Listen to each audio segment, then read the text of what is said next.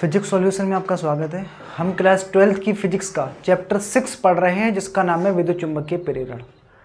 आज की वीडियो में हम लोग डिस्कस करेंगे कुंडली में संचित चुंबकीय स्थितिज ऊर्जा। और इससे प्रीवियस वीडियो में हम लोगों ने अन्योन प्रेरण स्वप्रेरण को देखा था, ठीक। तो इसमें हमें डिस्कस करना है कुंडली में संचित चुंबकीय स्थितिज ऊर्जा। तो जब कभी भी कहीं पर कोई भी ऊर्जा संचित होती है तो वो कौन सी ऊर्जा होती है बेटा? हमेशा स्थितिज ऊर्जा होती है, ठीक है। तो पहले हम यहाँ ये समझते हैं कि आखिर यहाँ ये स्थितिज ऊर्जा संचित होगी कैसे, ठीक। तो ये अपने पास एक कुंडली है, ठीक। ये अपने पास एक कुंडली है और इस कुंडली को हमने क्या कर दिया बेटा? एक बैटरी से कनेक्ट कर दिया। बैटरी से हमने क्या कर दिया? कनेक्ट कर दिया। यहाँ पर एक स्विच लगा देते हैं, ठीक है। तो जैसे ही बेटा हम इस स्विच को ऑन करेंगे, जैसे हम इस स्विच को क्या करेंगे? ऑन करेंगे, तो करंट का बेटा मान बढ़ेगा। और जब करंट का मान बढ़ेगा तो बेटा क्या परिवर्तित होगा? चुंबकीय फ्लक्स। किस में परिवर्तन आएगा बेटा? चुंबकीय फ्लक्स में परिवर्तन। और जब चुंबकीय फ्लक्स में बेटा परिवर्तन होगा तब इस कुंडली में प्रेरित विद्युत वाहक बल उत्पन्न हो जाएगा और ये बेटा विरोध करेगा किसका? चुंबकीय फ्लक्स का, ठीक है। और जब कभी विरोध होता है ना बेटा, तब हमारी कौन सी ऊर्जा स्टोर हो जाती है? स्थितिज ऊर्जा, ठीक। स्थितिज ऊर्जा का देखो कब स्टोर होती है, पहले ये समझ लो बेटा। जब कभी भी हम किसी संरक्षी बल के विरोध में कार्य करते हैं और वो कार्य हमें दोबारा क्या हो जाए बेटा? प्राप्त हो जाए, तो उसे हम क्या बोलते हैं बेटा? स्थितिज ऊर्जा, ठीक। जैसे आप सपोज करो बेटा ये दो चुंबक हैं, ठीक। ये दोनों चिपके पड़े हैं। मैंने क्या किया बेटा? ये इन दोनों के बीच में आकर्षण बल लग रहा था, मैंने क्या किया बेटा? बल लगा के इनको दूर कर दिया। और जैसे ही मैं छोड़ूंगा, जो भी मैंने कार्य किया यहाँ तक, और जैसे ही मैं छोड़ूंगा बेटा ये दोबारा चिपक जाएंगे। तो ये चुंबकीय बल लग रहा है। ये बल कैसा बल है? एक संरक्षी बल है, ठीक। तो जब कभी भी बेटा किसी संरक्षी बल के विरोध में किया गया कार्य हमें दोबारा प्राप्त हो जाता है, तब बेटा उसे हम लोग क्या कहते हैं? संरक्षी बल। और उसमें क्या स्टोर हो जाती है? एक ऊर्जा। और वो ऊर्जा बेटा किसके रूप में स्टोर होती है? स्थितिज ऊर्जा के रूप में। तो सेम बेटा कॉन्सेप्ट यहां पर है। जब हम इसको ऑन करेंगे स्विच को, तो यहां से बेटा क्या निकलेगी? करंट का मान बढ़ेगा। और करंट का जब मान बढ़ेगा तब इसमें फ्लक्स परिवर्तित होगा। और जब फ्लक्स परिवर्तन होगा तब इसमें बेटा प्रेरित विद्युत वाहक बल उत्पन्न होगा, जो कि विरोध करेगा किसका? चुंबकीय फ्लक्स में होने वाले परिवर्तन का, ठीक है। तो पहले इसमें लिख देते हैं माना एक कुंडली है, एक कुंडली है जिसका स्वप्रेरण गुणांक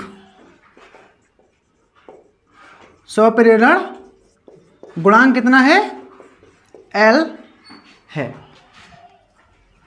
जब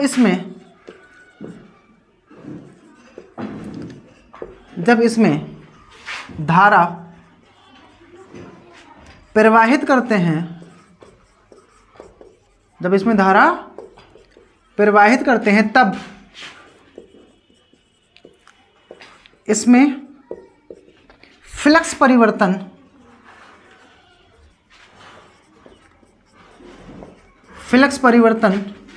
होने के कारण बेटा क्या उत्पन्न हो जाता है? के कारण प्रेरित विद्युत वाहक बल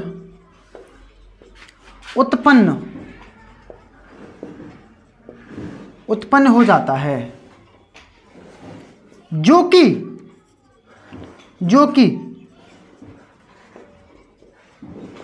फ्लक्स परिवर्तन का क्या करता है बेटा? जो कि फ्लक्स परिवर्तन का विरोध करता है। इसी कारण मैं इससे आगे ऊपर लिख रहा हूं, ठीक है। इसी कारण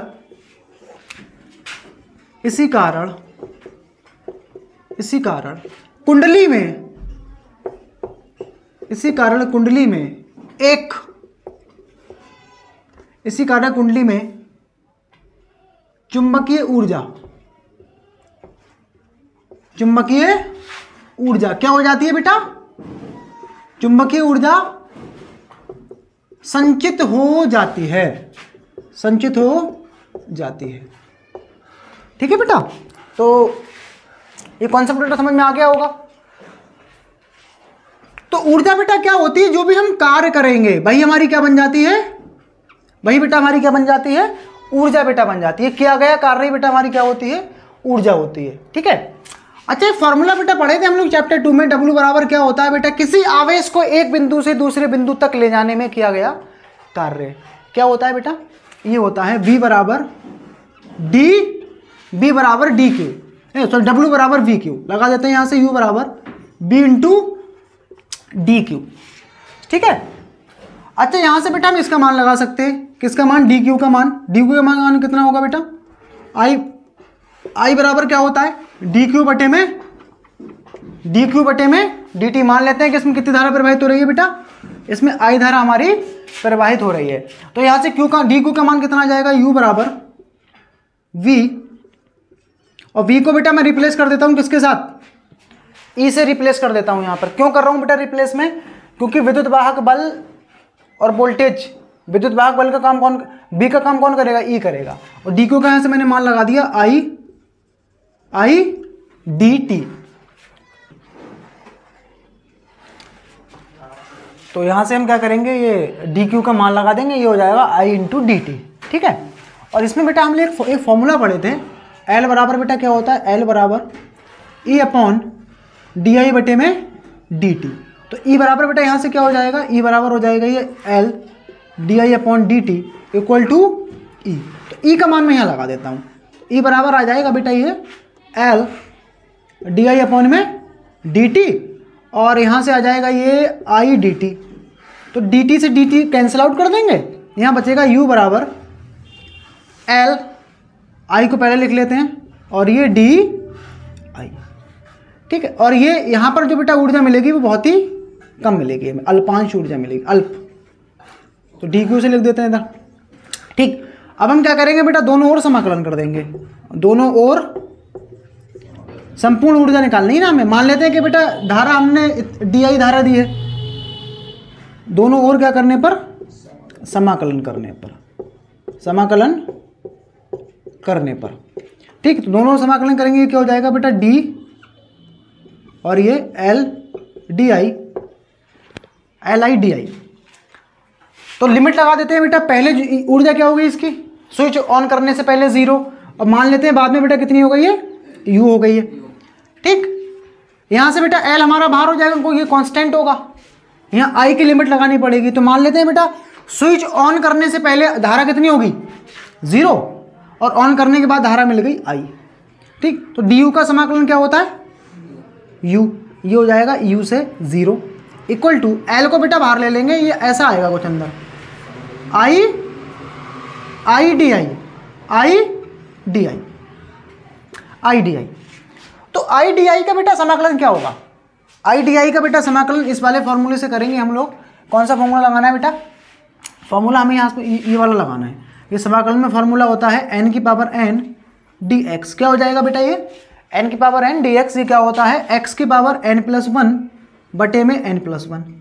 ठीक। तो यहाँ पर बेटा एक्स का काम कर रहा है आई डी आई, मतलब एक्स की जगह पर आई है, और एन की जगह बेटा यहाँ पर 1 है। ठीक है। एन की जगह पर क्या है, 1 है। तब हमने इसको क्या लिखा है, इसको हमने क्या लिखा है बेटा, एन में एक जोड़ा है, तो मैं यहाँ क्या करूँगा, यहाँ लिमिट रख देते हैं बेटा, यू की जगह पर यू रखेंगे, माइनस लगा के 0 रख देंगे। इधर क्या आ जाएगा, एल बाहर चल रहा है, ये हो जाएगा बेटा आई, एक जोड़ेंगे अपनी तरफ से, और पावर एन का काम कर रहा है 1, तो ये हो जाएगा 2 बटे में 2, और लिमिट आई से 0 की ओर। तो ये कुल मिला के यू हो जाएगा बेटा, ये एल, लिमिट रख देते हैं बेटा, यहाँ पर 2 को बाहर ले लेते हैं, तो ये लिमिट आ जाएगी बेटा आई स्क्वायर माइनस 0 का स्क्वायर। तो कुल मिला के आ जाएगा बेटा यू बराबर 1/2 L I square, L I square. तो ये आ जाएगा बेटा u बराबर 1/2 एल आई स्क्वायर। तो इतनी ऊर्जा बेटा उस कुंडली में क्या हो जाएगी, स्टोर हो जाएगी।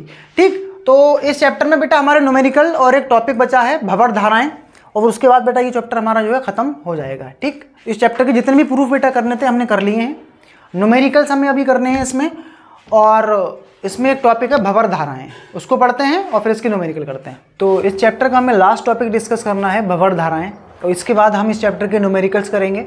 ठीक है, इसमें लिखा है भंवर धाराएं। एडी करंट्स, देखिए एडी करंट्स क्या होते हैं? जब भी हम किसी धातु के टुकड़े को कहाँ रखते हैं? परिवर्ती चुंबकीय क्षेत्र में। ये क्या है अपना? परिवर्ती चुंबकीय क्षेत्र है। परिवर्ती का मतलब होता है जहाँ हर एक स्थान पर बेटा क्या हो?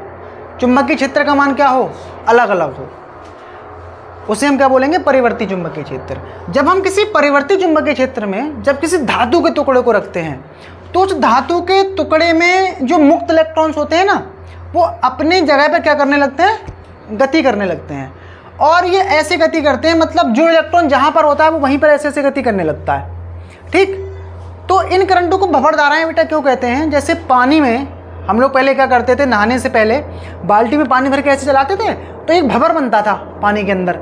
ठीक, तो ऐसा ही बेटा ये करंट होता है, इसलिए हम इसको क्या बोलते हैं? भंवर धाराएं। इसमें लिखा है जब किसी धातु के टुकड़े को परिवर्ती चुंबकीय क्षेत्र में रखते हैं तो उसके चुंबकीय फ्लक्स में परिवर्तन होता है, जिससे उसके संपूर्ण आयतन में क्या होता है बेटा? प्रेरित धाराएं उत्पन्न हो जाती हैं, जो कि जल में उत्पन्न भंवर के समान होती है। इसलिए बेटा इनको हम लोग क्या बोलते हैं? भंवर धाराएं। और जिससे बेटा ये जो धातु की जो प्लेट है ये बेटा क्या होती है? बहुत ज़्यादा गर्म पड़ जाती है। तो इसकी मदद से बेटा हम लोग क्या करते हैं? ये कुछ इसके अनुप्रयोग पढ़ते हैं। कौन सा अनुप्रयोग है? भंवर धाराओं के अनुप्रयोग। तो बेटा भंवर धाराएं समझ में आ गई होंगी। जब किसी धातु के टुकड़े को परिवर्ती चुंबकीय क्षेत्र में रखते हैं, बेटा परिवर्ती चुंबकीय क्षेत्र में जब हम रखेंगे तभी बेटा क्या क्या परिवर्तित हो पाएगा? चुंबकीय फ्लक्स, है ना। तो जब किसी धातु के टुकड़े को परिवर्ती चुंबकीय क्षेत्र में रखते हैं तब चुंबकीय फ्लक्स परिवर्तन होने के कारण उस धातु के संपूर्ण आयतन में प्रेरित धाराएं बेटा क्या होती हैं? उत्पन्न हो जाती हैं, जो पानी में उत्पन्न भंवर के समान होती हैं। इसलिए बेटा इनको हम लोग क्या कहते हैं? भंवर धाराएं। ठीक, और ये है बेटा कुछ भंवर धाराओं का यूज़, क्योंकि जब भंवर धाराएं बेटा ये होती हैं ना तो ये जो टुकड़ा होता है धातु का बहुत ज़्यादा गर्म पड़ जाता है। तो उसकी मदद से बेटा हम लोग ये कुछ अनुप्रयोग यहाँ देखते हैं भंवर धाराओं के अनुप्रयोग। पहला है बेटा इसमें इंडक्शन फर्नेल। इंडक्शन फर्नेल का मतलब होता है, फर्नेस का मतलब होता है भट्टी। ठीक, ये एक ऐसी भट्टी होती है जिसमें बेटा हम क्या करते हैं? धातुओं को गलाते हैं, धातुओं को पिघलाते हैं।